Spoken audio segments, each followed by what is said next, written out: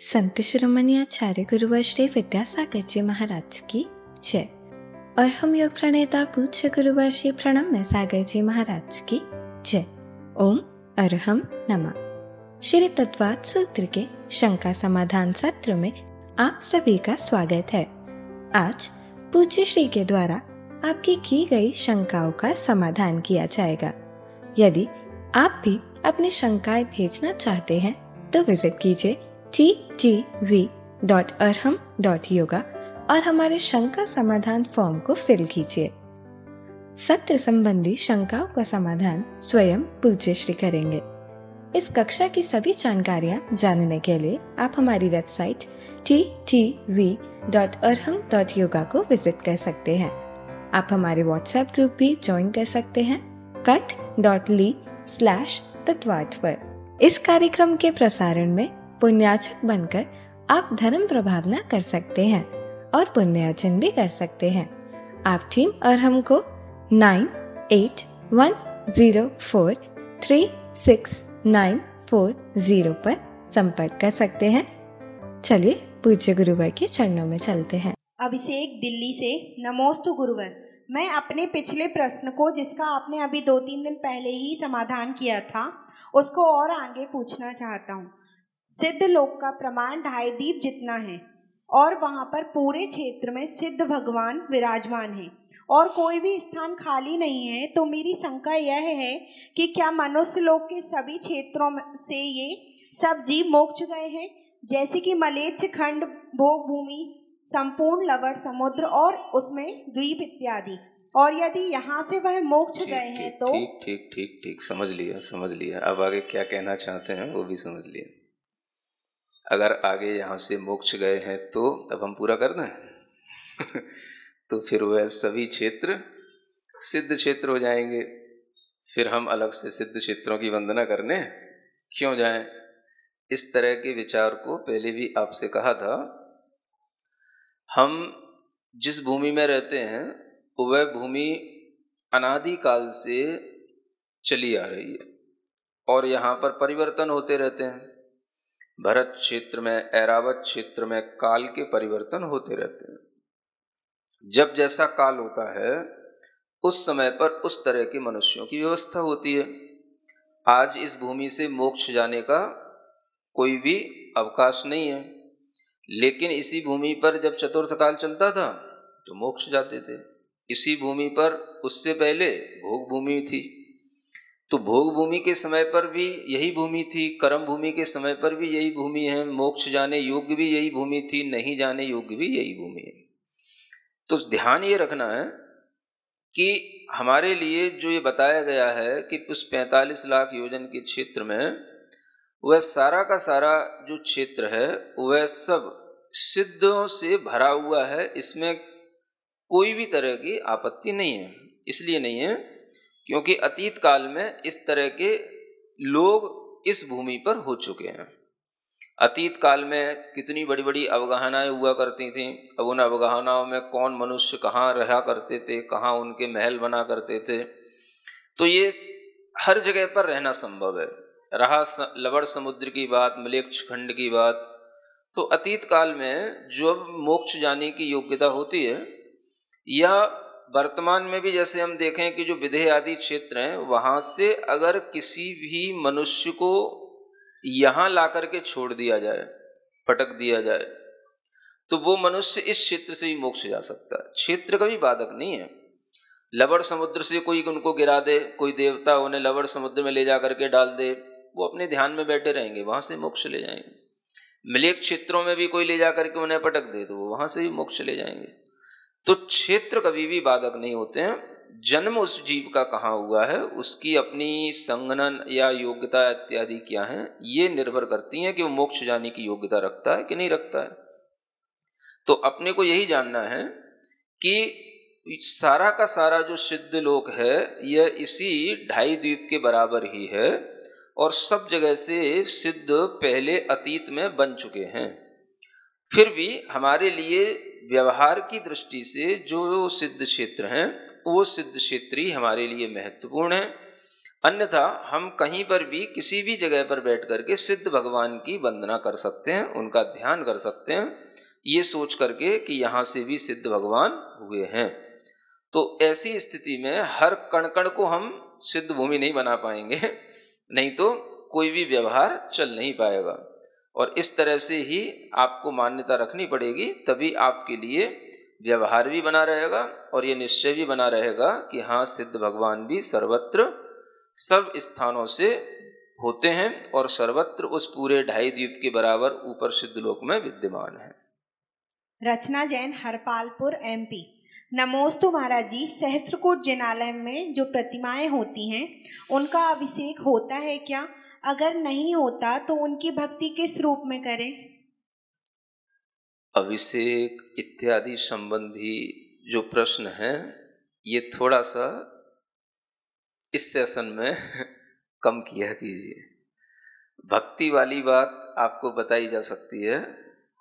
भक्ति तो हम किसी भी रूप में कर सकते हैं। भक्ति करने के लिए अभिषेक करना ही जरूरी नहीं होता। भक्ति तो अनेक तरह के ऐसे भी मंदिर होते हैं जहाँ पर कोई पहुँचता भी ना हो और फिर भी वहाँ जिनालय बने रहते हैं। अनेक तरह के ऐसे भी गुफाओं में बने हुए जिनालय होते हैं। अंदर भूमियों में भी, सुरंगों में भी कई मूर्तियां रखी होंगी, जिनालय बने होंगे। आप अभिषेक कहाँ कहाँ तक सबके करते रहेंगे। तो अभिषेक का भक्ति से कोई लेना देना नहीं है। अभिषेक एक अलग प्रक्रिया है, भक्ति एक अलग प्रक्रिया है। आप भक्ति कहीं पर भी रह करके किसी भी तरह के जिनालयों की कर सकते हैं। प्राजक्ता योगेश, नासिक। नमोस्तु गुरुवर, जैसे जम्बू द्वीप में भरत क्षेत्र के 6 खंड पृथ्वी हैं, वैसे उत्तम, मध्यम और जघन्य भोग भूमि में कितनी पृथ्वी हैं? जम्बू द्वीप में ही तो भोग भूमियां हैं और जम्बू द्वीप में ही ये जो आपके लिए खंड बनते हैं वो खंड आते हैं। तो आप प्रश्न करते हुए थोड़ा सा ये भी अपने मन में स्पष्ट करके रखें कि जम्बू द्वीप की जो भूमियां कर्म भूमि के रूप में हैं और जो भूमियां भोग भूमि के रूप में हैं, उन्हें आप इन्हीं जो खंड हुए हैं इनसे आप अपने को उसमें ध्यान रखें। जैसे भरत, हेमवत, हरि, विदेह, रम्यक, हैरण्यवत और ऐरावत, ये क्षेत्र हो गए। अब इन क्षेत्रों में भरत क्षेत्र और ऐरावत क्षेत्र जो हैं ये कर्म भूमि के रूप में भी आते हैं और भोग भूमि के रूप में भी आते हैं। तो ये कहलाती हैं अशाश्वत भूमियां। जो शाश्वत भोग भूमि के रूप में होते हैं वो भरत और विदेह के बीच में होने वाले जो क्षेत्र हैं, हेमवत, हरि, ये भोग भूमियों के क्षेत्र हैं। विदेह में भी भोग भूमियां उत्तर कुरु और देव कुरु, ये शाश्वत भोग भूमियां हैं। फिर सुमेरु के उस ओर भी रम्यक, हैरण्यवत, ये भी जो है भोग भूमियों के क्षेत्र हैं। तो ये शाश्वत भोग भूमियां हैं, ये सब जम्बू द्वीप में ही हैं। तो आप इनको जम्बू द्वीप से अलग ना समझें। चित्र को, मानचित्र को, मैप को ढंग से देखें, व्यवस्था को पहले ढंग से समझें, प्रश्न करने की जल्दी न करें। शोभा जैन, मुंबई। गुरुजी त्रिकाल नमोस्तु। गुरुवर, मेरी शंका है कि माता के गर्भ में रज और वीर से जीव उत्पन्न होता है, तो क्या रज और वीर दोनों जीव हैं? दोनों में आत्मा है? विग्रह गति से जब जीव गर्भ में आता है तो उस जीव का क्या होता है? उस जीव का क्या होता है? जीव अपनी नाम आदि कर्मों के सहयोग से वहां पर अपनी पर्याप्तियां आदि पूर्ण करने के लिए उद्यत होता है। अगर उसको वहां पर उस योनि स्थान में जहां उसको जन्म लेना है वहां पर वह जन्म लिया है, वह अगर पर्याप्त नाम कर्म का उदय लेकर के आया है तो पर्याप्त तक जीव बनता है। अपर्याप्त नाम कर्म का उदय लेकर के आया है तो श्वास के 18वें भाग में ही जी करके वहीं पर समाप्त हो जाता है। तो जीवन जो चलता है वो नाम कर्म के उदय से चलता है। वहां पर जीव जो आता है वह जीव विग्रह गति से आया, धीरे धीरे वह अपने पर्याप्तियों के माध्यम से पुद्गल वर्गणाओं को ग्रहण करता है। आहार पर्याप्ति, शरीर पर्याप्ति, इंद्रिय पर्याप्ति इत्यादि पर्याप्तियों के माध्यम से वह अपनी निरंतर पुद्गल वरगणाओं को ग्रहण करने की, शरीर की संरचना बनाने की योग्यता को क्रम क्रम से बढ़ाता चला जाता है। रही बात जो आपने पूछी कि वह जो योनि स्थान है वहाँ पर ये सचित्त होता है कि अचित्त होता है, अगर हम थोड़ा सा ग्रंथों का कोई रेफरेंस देखें तो कभी कभी ये भी देखने को मिलता है, जैसे सर्वार सिद्धि आदि ग्रंथ हैं, उन ग्रंथों के अनुसार कि वहाँ उस स्थान पर जो ये रज और वीर्य होते हैं ये एक तरह से सचित्त तब कहे जाते हैं जब उसमें कोई चित्त से सहित माने जीव उसमें आकर के उत्पन्न हो जाए, तब वो सचित्त कहलाता है। उससे पूर्व में वो अचित्त कहलाते हैं। ऐसा कुछ ध्वनित होता है सर्वार सिद्धि आदि ग्रंथों से। उसी परिभाषा को आप दूसरे अध्याय के अंदर अच्छे ढंग से देख सकते हैं और अपनी धारणा बना सकते हैं। मयंक शाह, पुणे। गुरुवर, जम्बू द्वीप के भरत क्षेत्र में जब सूर्योदय होता है तो पूरे भरत क्षेत्र के आर्यखंड में आज जहां हम रहते हैं वहां सब जगह सुबह और रात एक साथ क्यों नहीं होती? सूर्य को पूर्व विदेह से पश्चिम विदेह तक जाने में 24 घंटे लगते हैं, तो आर्यखंड में ही जब अमेरिका में रात होती है तो भारत में सुबह कैसे होती है? ये तो बहुत सिंपल सी बात है, आप इतने परेशान ना हो। जब हम आर्यखंड और मलेच्छ खंड या पूर्व विदेह और पश्चिम विदेह तो बहुत दूर की बातें हो गई। आप अपने ही एरिया में यहाँ पर भी देखेंगे, एक ही शहर में सूर्य का प्रकाश सर्वत्र भी एक सा नहीं रहता। जहाँ पर पहाड़ियाँ होती हैं उन पहाड़ियों के स्थान के कारण से सूर्य के प्रकाश में भी उदय और अस्त में भी अंतर आ जाता है।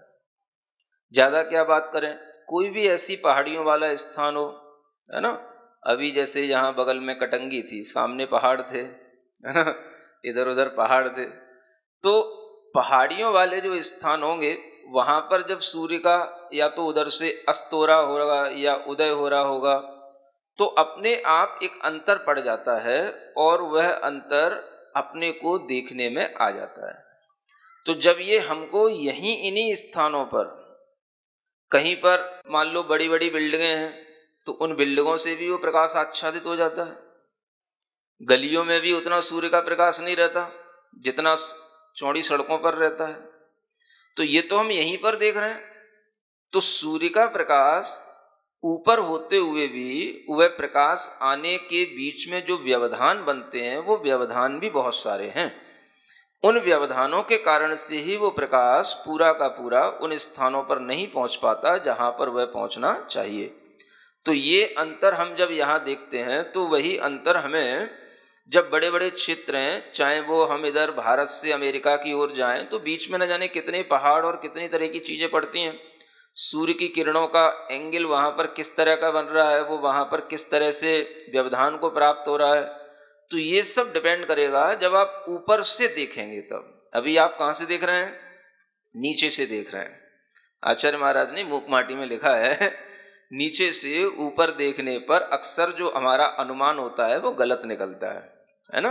इसलिए नीचे से ऊपर नहीं देखना, ऊपर जब आप पहुंच जाओगे तब आपको देवता बन करके ऊपर से नीचे अच्छा दिखाई देगा, तब आपको सब समझ में अच्छे ढंग से आएगा। मयंक शाह, पुणे। गुरुदेव को नमोस्तु। शंका यह है कि आज आर्यखंड में जिस जगह हम रहते हैं विज्ञान के अनुसार जो मैप बताया है उसमें पश्चिम दिशा में हवाई आइलैंड है और पूर्व दिशा में जापान देश है। आज जब हम देखते हैं तो हवाई से जापान की फ़्लाइट लें तो 10 घंटे में पहुंच जाते हैं, जबकि दोनों अलग छोर पर हैं। जबकि अमेरिका से भारत आने के लिए करीब 20 घंटे लगते हैं। वैज्ञानिकों ने पृथ्वी को गोल बताया है और उस हिसाब से हवाई से जापान को पास बताया है। जो आप विज्ञान करते रहते हैं, आप विज्ञान को कुछ भी नहीं जानते हैं। विज्ञान पर आपका इतना श्रद्धान है कि विज्ञान जो आपको बता देता है आप उसे पत्थर की लकीर समझ करके अपने दिमाग को उसी लकीर पर चलाते हैं, है ना। जब कोई बात आपको धर्मशास्त्रों में बताई जाती है तो उसमें आप तर्क करते हैं, और जो कोई बात आपको विज्ञान में दिखा दी जाती है, बता दी जाती है, उस पर आपकी तर्क बुद्धि चलती भी नहीं है, आप तर्क करते भी नहीं है। विज्ञान जैसा कह देता है वैसा आप मान लेते हैं, जो आपको वह रीजन दे देता है उसी को आप उसी रूप में स्वीकार कर लेते हैं। तो विज्ञान विज्ञान कहते हुए भी आप इस दृष्टि से विज्ञान को देखें कि हम जो विज्ञान की बात को स्वीकार कर रहे हैं कि विज्ञान धरती को गोल कह रहा है कि घूमता हुआ कह रहा है, क्या उसके कहने से वो सब हो जाता है? कोई भी क्षेत्र है, कहीं से कहीं की दूरियां हैं, वो दूरियां डिपेंड करती हैं कि वहाँ जो हम साधनों का उपयोग कर रहे हैं वो साधनों को उपयोग करने के लिए वहाँ से उस स्थान से दूसरे स्थान तक जाने में हम सीधे जा रहे हैं कि घूम के जा रहे हैं। दुनिया में बहुत से ऐसे क्षेत्र हैं, जैसे मान लो भारत क्षेत्रीय है। ऐसा नहीं है कि अगर आपको यहाँ से कहीं अगले किसी सिंगापुर की तरफ जाना है तो कोई भी फ्लाइट आपकी इधर से आए और आप भारत के ऊपर से क्रॉस करते हुए चले जाएं। यहाँ परमिशन लेनी पड़ेगी आपको। ऐसा नहीं होता कि आप किसी के भी क्षेत्र में घुस जाएंगे। अगर आपको परमिशन नहीं है तो आप बाहर से निकलने की आपकी व्यवस्था रहेगी। जैसे बाईपास होते हैं नीचे, ऐसे ऊपर भी बाईपास होते हैं। तो ये सब डिपेंड करता है कि हम कौन से देशों से कौन से देशों में जा रहे हैं, उन देशों की दूरियां किस तरह से हम नाप रहे हैं, घूम करके नाप रहे हैं कि सीधी नाप रहे हैं। और ये सब चीज़ों का विज्ञान के गोल होने से कोई संबंध नहीं है, क्योंकि गोल अगर कोई भी चीज़ है या कहीं पर भी कुछ भी चीज़ है तो वो हम कोई एक छोर से दूसरे छोर थोड़ी ना पहुंच जा रहे हैं। चाहे वो जापान हो, चाहे वो कोई दूसरा देश हो, वो सब बीचों बीच में है, कोई एकदम से लास्ट छोरों पर देश नहीं है। तो कोई भी देशों के अंतिम छोरों पर पहुंचने के लिए हमें ऐसा नहीं सोचना पड़ता कि यहीं से वो धरती शुरू हो रही है। अगर इस तरह से कोई विज्ञान कहता है तो वो विज्ञान अधूरा है। और उस विज्ञान के माध्यम से जो कुछ भी आपकी धारणा बन रही है वो आपकी विज्ञान के प्रति अत्यंत श्रद्धा होने के कारण से बन रही है, क्योंकि आपने भी कुछ देखा नहीं, ना आपने धरती को गोल देखा, ना आपने धरती को घुमा हुआ देखा। आपने तो बस सुन लिया और पक्का श्रद्धान कर लिया। अब जब आपको धर्म शास्त्रों से बताया जाता है तो इसमें आप क्वेश्चन एराइज करते हैं। तो ये आप अपनी भूल सुधारें कि हम अगर यहाँ क्वेश्चन एराइज करते हैं तो वो क्वेश्चन हमारे विज्ञान के पास भी पहुँचाने चाहिए और विज्ञान से भी हमें संतुष्ट होने के लिए वहाँ पर भी अपनी तर्क बुद्धि लगाना चाहिए। तो ये काम जो आप नहीं करते हैं इसे करना सीखें तो आपको सब तरह के समाधान मिल जाएंगे। स्मिता चौधरी, रायपुर। मुनिश्री नमोस्तु। क्या देवों में भी आचार्य उपाध्याय साधु परमेष्ठी जैसे देव होते हैं जो अन्य देवों को सम्यक्त की तत्वार्थ सूत्र की जिनवाणी की शिक्षा ज्ञान देते हैं? क्या हो गया? जैसे कहना चाह रहे हो कि वही कहना चाह रहे हो? आचार्य उपाध्याय साधु जैसे, जैसे का मतलब सिखाने वाले। आचार्य का मतलब तो एक तरह से वहाँ पर जो इंद्रों की व्यवस्था है वही आचार्य की व्यवस्था समझ लो। उपाध्याय के लिए वहाँ पर कोई अलग से साधु कोई अलग से वहाँ पर नहीं होते। हाँ, ये कह सकते हैं जो सज्जन सम्यक दृष्टि देव हैं, निर्मल परिणामी है, वो साधु स्वभाव वाले हो गए, वो साधु समझ लेना। और जो कभी किसी के लिए संबोधन देने जाते हो, किसी के लिए कोई सम्यक दर्शन आदि उत्पन्न कराने के लिए उपदेश देने जाते हो, वो आप उनको उपाध्याय समझ लेना। लेकिन उन पंच परमेष्ठियों में से 3 परमेष्ठियों की वहाँ पर गिनती मत करने लग जाना, उन जैसा समझ लेना, इसमें कोई दिक्कत नहीं है। अचला जैन, गाजियाबाद। नमोस्तु गुरुदेव। क्या सिद्ध भगवान में उत्पाद व्यय द्रव्य होता है? कोई भी द्रव्य होता है, हर द्रव्य में उत्पाद व्यय द्रव्य नियमित रूप से होता है, चाहे वो सिद्ध भगवान हो चाहे संसारी जीव हो। जो जैसा द्रव्य होगा उसकी पर्याय वैसी ही निकलेगी। शुद्ध द्रव्य है तो उसकी शुद्ध पर्याय उत्पन्न होती है, अशुद्ध द्रव्य है तो अशुद्ध पर्याय उत्पन्न होगी। तो सिद्ध भगवान में भी उत्पाद व्यय द्रव्य होता है, परिवर्तन होता है, कूटस्थ नित्य नहीं होते, इसलिए उनके अंदर से भी प्रतिक्षण नई पर्याय उत्पन्न होती है, पुरानी पर्याय का व्यय होता है और उनका वह आत्मस्वरूप जैसा का तैसा बना रहता है। यह उत्पाद व्यय द्रव्य की व्यवस्था सिद्धों में भी अच्छे ढंग से घटित होती है। रजनी जैन, रोहिणी, दिल्ली। क्लास 14 में एक प्रश्न था, जम्बू द्वीप में कितनी कर्म भूमियां हैं? इसका उत्तर 34 सही था। 34 कैसे, कृपया समाधान करें। कर्म भूमियां तो आपको बताई गई हैं, एक भरत क्षेत्र में, ऐरावत क्षेत्र में और विदेह क्षेत्रों में। अब अगर आपको सब कर्म भूमियां देखना है, 34 जोड़ना है, तो तब जुड़ेंगी वो जब यहाँ भरत क्षेत्र में भोग भूमि ना हो, ऐरावत क्षेत्र में भोग भूमि ना हो। जैसे अभी वर्तमान में क्या चल रहा है, यहाँ कर्म भूमि चल रही है।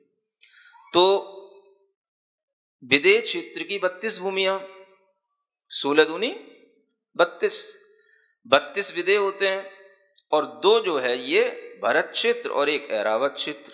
इस तरह से 2 जोड़ लो तो 32 और 2 34, ये कर्म भूमियों में आते हैं। बाकी की बची रह गई वो भोग भूमियां होती हैं। इसमें क्या आपत्ति की बात है। संजय कुमार जैन छिंदवाड़ा, गुरुवर के चरणों में नमोस्तु। गुरुदेव, विदेह क्षेत्र के तीर्थंकरों की संख्या 32 तो समझ में आई, किंतु विदेह क्षेत्र के 20 तीर्थंकरों की संख्या समझ नहीं पाए। 32 कैसे समझ में आ गई? आपको कुछ वो भी समझ में आ जाता है जो हमें समझ में नहीं आता है ना। 32 तो हमें ही समझ में नहीं आई, कैसे समझ में आ गई 32? और 20 समझने में क्या दिक्कत हो गई? आपको ये समझना है कि 32 तो तीर्थंकर तब होंगे जब हर एक कर्म भूमि में एक एक तीर्थंकर हो, है ना। अन्यथा कम से कम जो होते हैं वो 20 होते हैं। अब आपको व्यवस्था समझ में नहीं आई तो इसका मतलब ये समझ सकते हैं कि आप ये समझना चाह रहे हैं कि ये 20 कैसे होंगे। तो जो 20 होंगे वो पूरे 2.5 द्वीप के अंदर जितने भी विदेह हैं उनमें 20 कम से कम होंगे, ऐसा समझना। नहीं समझे? 32 तो एक मेरु संबंधी हो गए विदेह, 5 मेरु संबंधी कितने हो गए? 160। अब उनमें जो 20 होंगे उन 20 की व्यवस्था ऐसे समझना जैसे बीचों बीच में मेरु रखा हुआ है ना, और उस मेरु के दोनों ओर विदेह हैं, और वो विदेह भी बीच से 2 भागों में विभाजित हो रहे हैं, पर और अपर। तो 4 हिस्से हो गए, 2 हिस्से इधर और 2 हिस्से इधर। पूर्व की दिशा में भी 2 हो गए, पश्चिम की दिशा में भी 2 हो गए। तो इसको इस तरीके से समझो कि एक मेरु संबंधी 4 ये जो स्थान बने, पूर्व विदेह के भी 2 स्थान और पश्चिम विदेह के भी 2 स्थान, इनमें एक एक में एक एक जिनेंद्र भगवान, तीर्थंकर भगवान नियम से होंगे। तो एक मेरु संबंधी 4 तीर्थंकर नियम से होंगे। उनमें जितनी भी नगरियां हैं सब में नहीं होंगे, लेकिन एक जगह कहीं ना कहीं होंगे, ऐसा मान के चलो। ऐसे ही 5 विदेहों में सब में इसी तरह की व्यवस्था के अनुसार 5 को 20 तीर्थंकर नियम से होंगे, ऐसा आप समझेंगे तो आपको 20 तीर्थंकरों की व्यवस्था समझ में आ जाएगी।